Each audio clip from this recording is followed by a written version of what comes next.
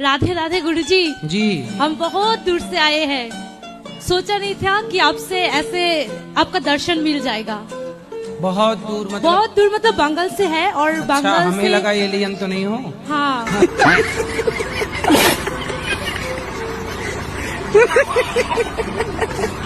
शरीर में क्या अंतर है?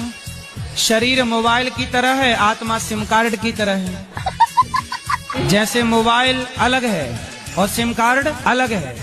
मोबाइल डिब्बा है, सिम कार्ड ही उसमें है।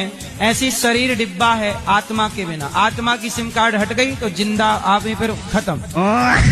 राधे राधे गुरुजी। जी हम अपने घर से आए, बिहार से। हाँ, तो आप अपने घर से आई होंगी। कोई दूसरे के घर से थोड़ी आई होंगी। मैं उसकी दूसरी बीवी हूँ। किसकी? अपने पति की। उसकी पहली कहाँ गई? भाग गई।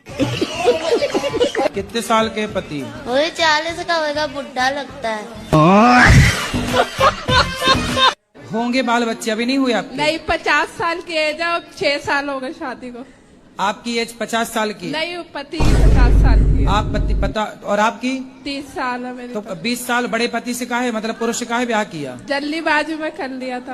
कौन जल्दीबाजी में? कौन? मतलब मम्मी की फ्रेंड ने करवा दिया था जल्दीबाजी में रिश्ता। तो बूढ़े से ब्याह कर लिया, बताओ आप। तो अब सोचती हूँ अब मेरी उम्र है, चलो कहीं हो जाएगा, उससे डिवोर्स ले ले। तो वो तो देगा नहीं, बूढ़ा है। तो मैं तो चलो जवान में, चलो मैं कहीं और सोच लूंगी फिर। अरे भाई, तो आपने पहले क्यों नहीं देखा कि बूढ़ा है? पहले जल्दीबाजी में कर ली। मैं क्या करूँ ना, मुझे बुढ़ा मिल गया। आपके चक्कर में गाना बना है। आपके चक्कर में ही गाना बन गया। मैं क्या करूँ राम, मुझे बुढ़ा मिल गया। अब मैं कह में रहती हूँ, भाई कहता मेरी शादी नहीं होगी, तो यहाँ पड़ी हुई है, भाई से बातें सुन। नहीं, बात तो सही है। तो आपने ये बताया, पहले नहीं देखा था कि वो बुढ़ा है? तो पर फिर जल्दीबाजी में होगी ना, अब सोचते अब डिवोर्स ले लूँ, अब क्या करूँ। कितने साल हो गए शादी के? 6 साल हो गए। 6 साल बाद आपको याद आया कि बुढ़ा है? 6 साल बाद पता चला कि बुढ़ा है। और क्या था, बाल बच्चे भी लोग ऐसे रहना तो रहती रहा। अब मेरा मन नहीं लगता उस घर में, सोचती हूँ डिवोर्स दे दो, अब कुछ हो जाएगा। तो बाल बच्चा वो नहीं चाहता? नहीं। तब 50 साल में क्या होगा?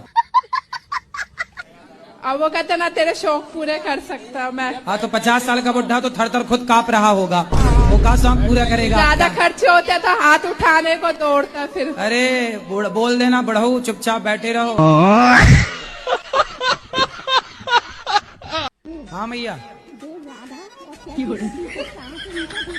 कान में नहीं मैया, मुंह में लगाओ माइक, मेरी माँ। वो राधा और कृष्ण जी के पीछे क्यों पड़ गया था? सांप जो बेचा था, टीवी पे दिखाया था। फिर से बताओ, अभी कान फिर में माइक उसके- लगाई तो समझ में नहीं आया। है नहीं, अब बोलो शुरू से।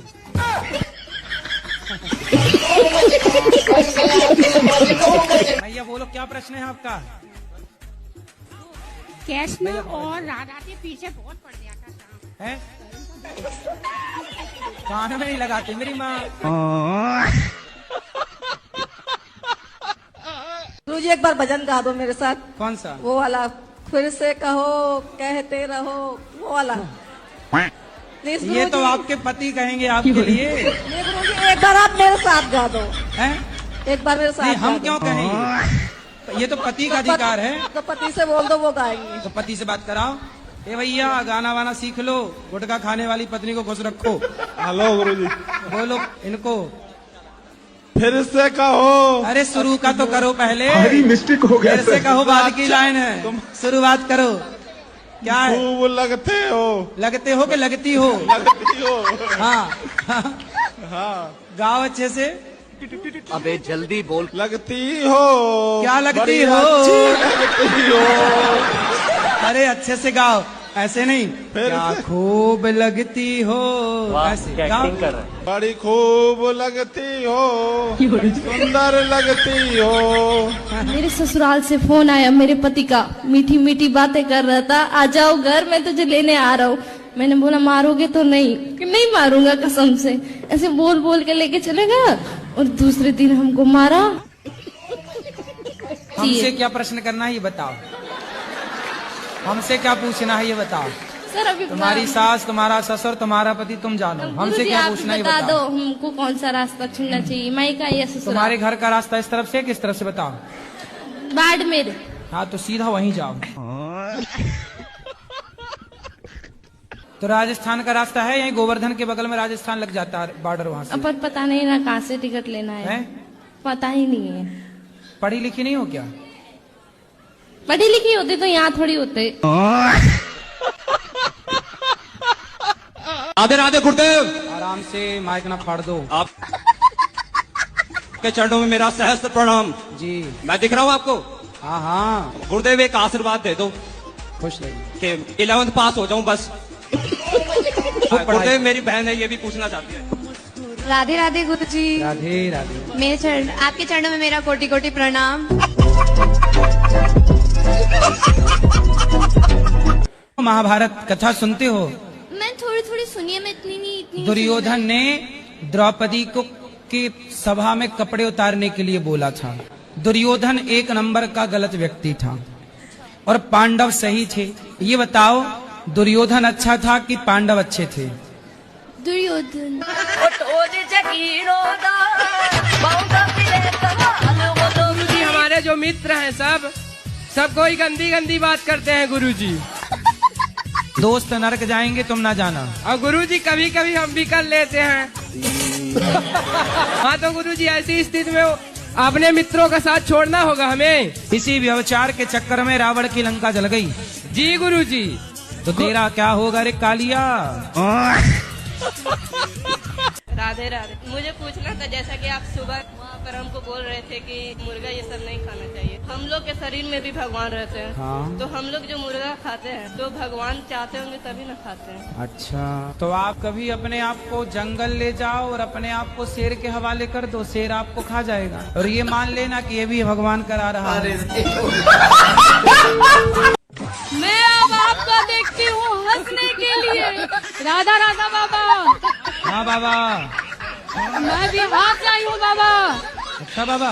हाँ, मैं कोई सलमान का फैन, कोई शाहरुख का फैन, मैं आपकी फैन। मैं आपकी दीवानी हूँ। वो दीवानी हूँ जो शाम के लिए मीरा थी। वो दीवानी हूँ जो द्रौपदी ने जिसका नाम हुआ।